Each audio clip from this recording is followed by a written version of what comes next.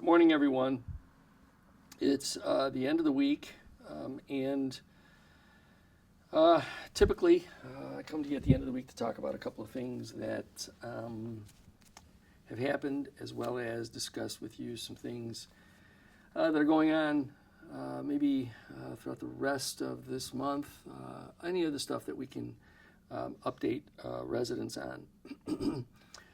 First, let me say that you know that toward the beginning of December, the city started its streetlight program. We were relighting the entire city with LED lights. Energy efficiency, cost savings, but also better light distribution, as well as the fact that these lights will also be able to give us the opportunity to provide some technology out on the street, whether it's camera technology or other sensors to be able to understand road conditions or other things. We're going to be developing that menu of smart technology over the next month or two. But what I have here is a map. This map shows the work that's been done. What you see in blue are areas that our company has already completed in terms of conversion. And what you see in red is where they're headed. Now you might see some down in the lower corner, some areas that are black. Well, those are areas that are not city-owned lights. They're typically around the state park area, and so they're not included in this. And so you'll see that they're just sort of left in the way in which they are currently situated. But as you can see, they're moving along quite well. This is 1 month in, and they've done quite a bit of the city. There's more to be done. You can see the red spots that are still there. And then as they move eastward out to the city line and through the LaSalle area. So we'll keep you updated on their progress. You know, some of the other spots that you may see in that map that I showed that are black are they could very well be and are most likely lights that have already been converted. Some conversions were done by National Grid, just as they would repair a light if you called it and said a light was out. They may come out and they may have put in an LED light already. So as long as that light conforms to the lighting that we're putting up through our contractor, they won't change those. So I'll update you more as we get more information.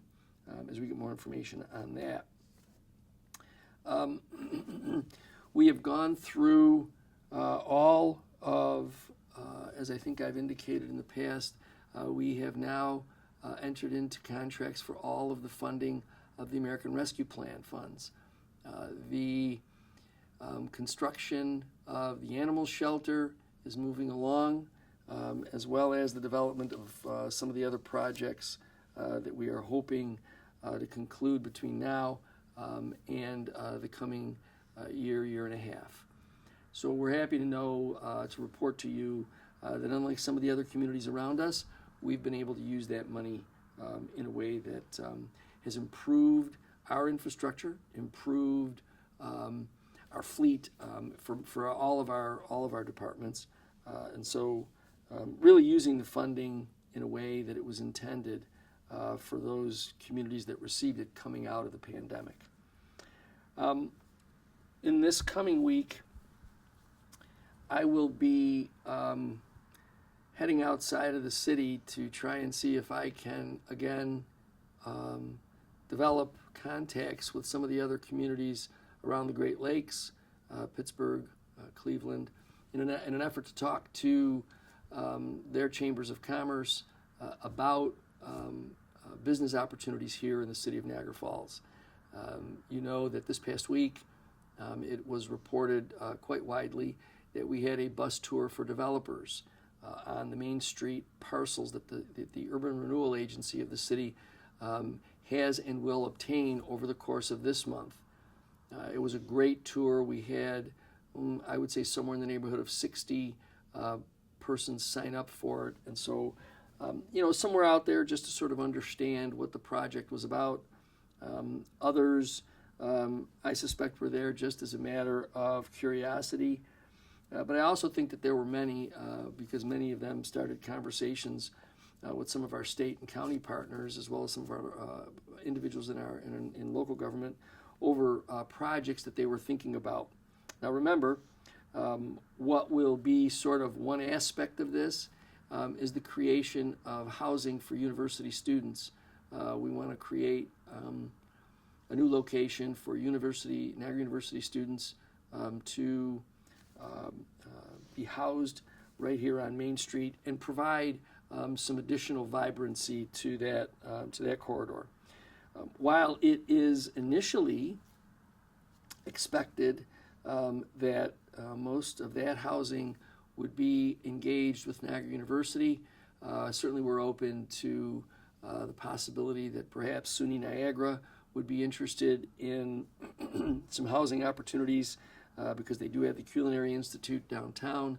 And so really the landscape is wide open for development, and there's also the opportunity for market rate apartments as well as other types of housing arrangements, whether they're vacation rentals, etc., throughout that corridor. So more on that as it begins to develop. We think we had a very exciting kickoff. Everybody on the committee was pretty excited about the turnout as well as the opportunity to exchange ideas with the developers. So again, I'll give you more on that as things start to develop. It's the start of a brand new year. We will have a number of projects that'll start to come forward in the spring. It's also an opportunity for residents to take a look at really who's working to improve the community and who's working to hold it back. I think that it's clear that there are some individuals with the help of some minor media outlets to try and create disharmony and dysfunction. We're going to continue to move forward because we think that the community itself is looking for the kind of change that our administration has been able to bring over these 5 years that we've been here.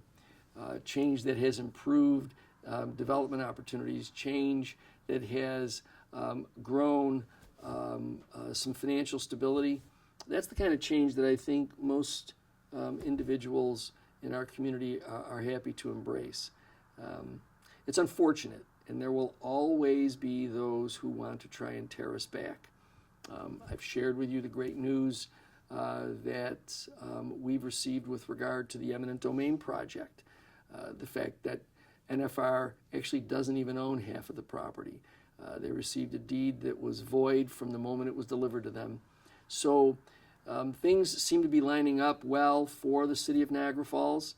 And I think that's something that our residents haven't been able to say about themselves for quite some time. So I'm glad that we're going to continue to deliver that kind of development information as well as that kind of hopefulness as our community begins to find its space in the Western New York development community. It's been very cold. I'm not telling you something you probably haven't already experienced. And it's going to continue to be cold, although over the next couple of days it'll warm up a little bit, and there might be a little bit of precipitation. Maybe it'll be wet snow, maybe it'll be snow. I don't know what it will be, but it's going to be a little bit, the chances for some precipitation over the weekend are greater. So I'm going to, again, invite you to remember that as you get out and around, you're going to have to make sure that you continue your winter driving skills. Now, I know this is all football, all starting last night all the way through. Congratulations to the University of Notre Dame. So there'll be football tonight. There will be football this weekend. People will be traveling to either see games or to be with friends to see games. So please, just be careful as you're out there driving. Enjoy the friendship. Don't get too upset, depending upon how these games turn out. Remember, it's only a game. But again, please be careful out on the roads. I know that, we're sort of turning the corner now with winter. We've got a couple more months left, and let's just hope that we can make it through just the kind of weather that we've been experiencing. So again, I look forward to talking to you again next week. Enjoy the weekend.